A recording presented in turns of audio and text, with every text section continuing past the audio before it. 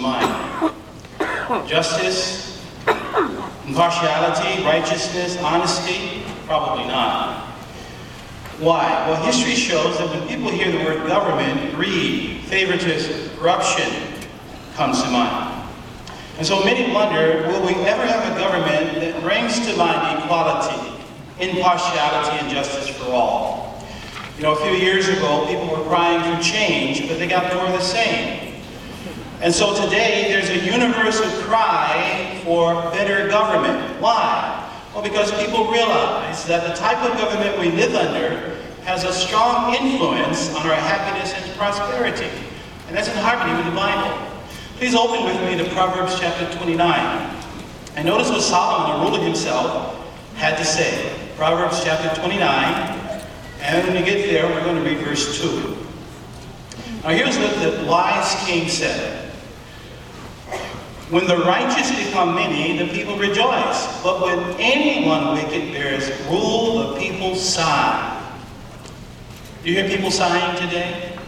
About health care, unemployment, gas prices, war. That's only in this country. People are sighing throughout the entire world.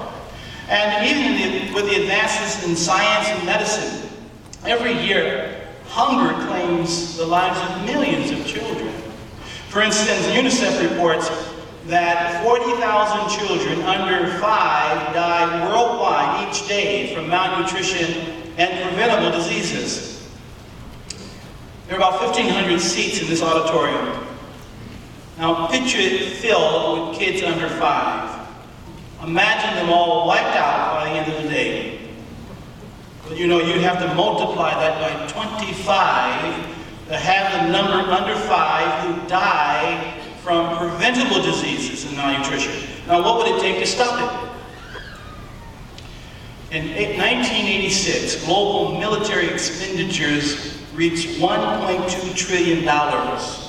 However, all the starving people in the world could have been fed for 1 year at the cost of what the world spends for armaments in 2 days. Stop fighting for 2 days and you feed the world. But what government would sign on to that? That's why Jesus made a very strong statement to Pilate, himself a politician, at John chapter 18, verse 36. I invite you, let's look at into that conversation they had, and the issue was government.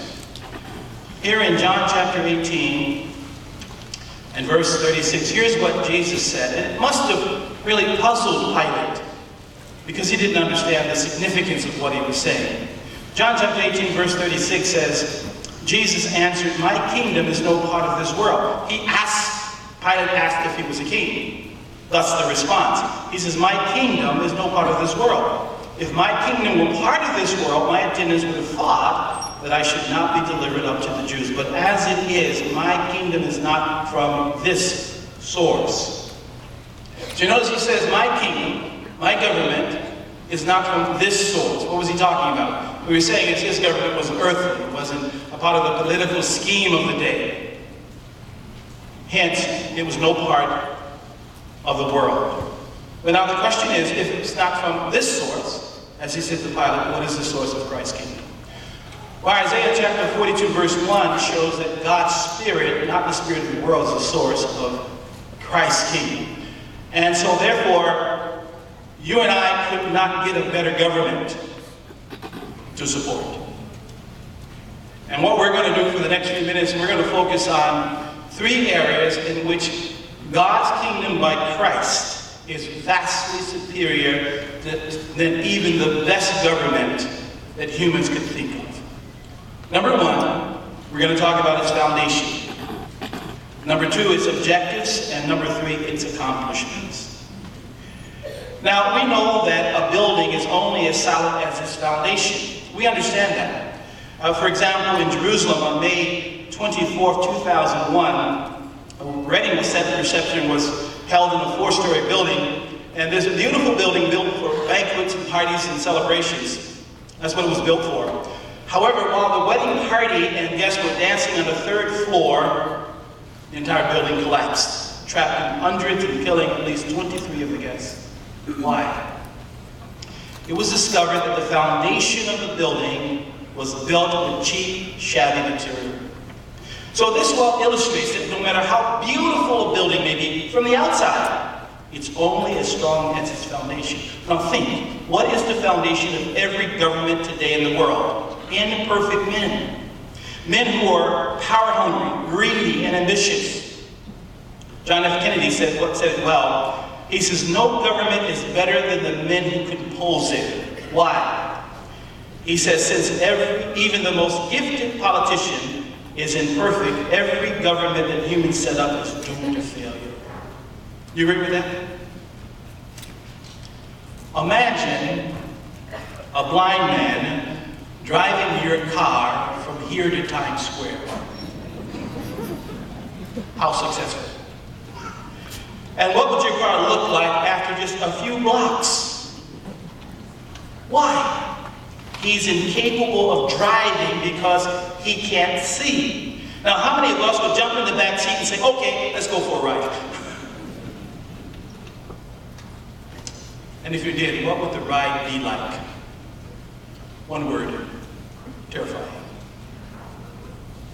What is the world like today? One word, terrifying. Why? Who's driving? Look at 2 Corinthians chapter 4. And let's consider verse 4. And notice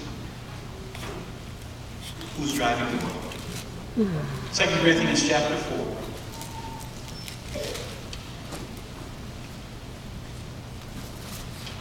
And here Paul said this.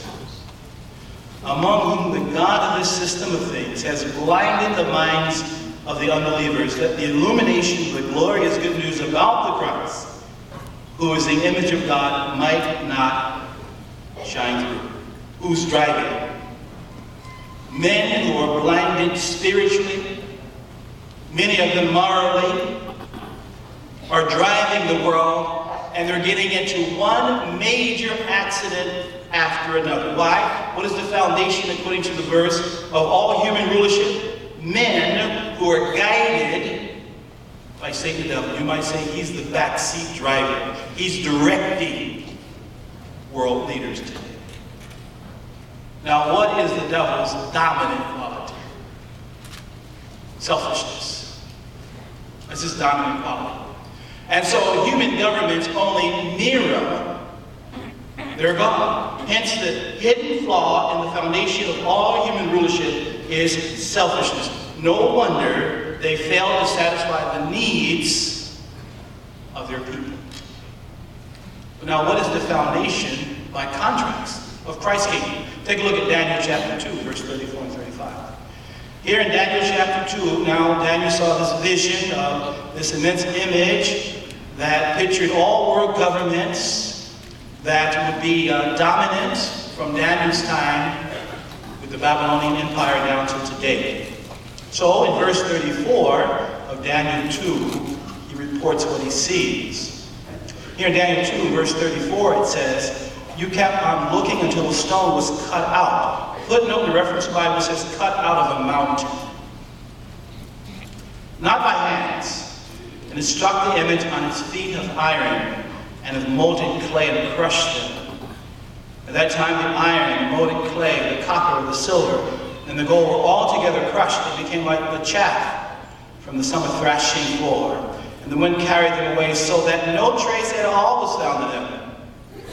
And as for the stone that struck the image, it became a large mountain and filled the whole earth. So you notice it says this stone, this is the Messianic kingdom. And it says it was cut out of a mountain. That mountain represents Jehovah's universal sovereignty. And so therefore, the very foundation of Christ's kingdom is Jehovah God himself. Now what is Jehovah's dominant quality? It is love. Therefore, the kingdom in the hands of Jesus Christ will be motivated by love to care for its people.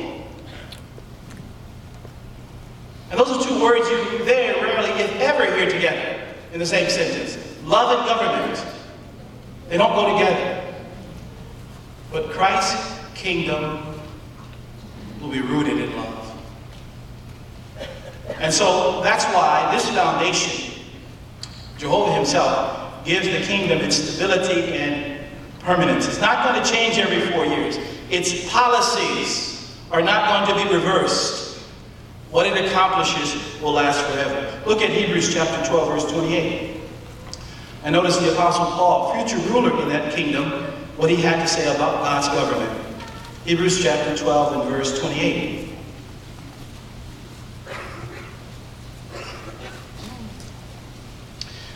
And there he says, wherefore, seeing that we are to receive a kingdom that cannot be shaken, let us continue to have undeserved kindness, in which we may acceptably render God's sacred service with godly fear and awe. Notice the Apostle Paul said the kingdom cannot be shaken. Why? It's built on the strongest foundation in the universe, Jehovah God himself. Now, what are the kingdom's objectives?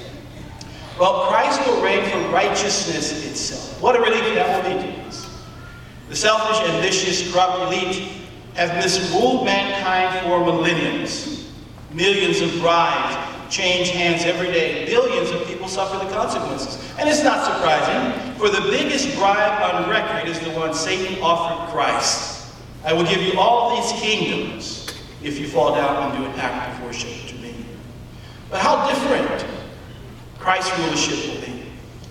Look at Isaiah chapter 31 with me. Rather 32 and verse 1. And let's see the objective of the kingdom. One of the objectives, the main one, we should say. Isaiah chapter 32.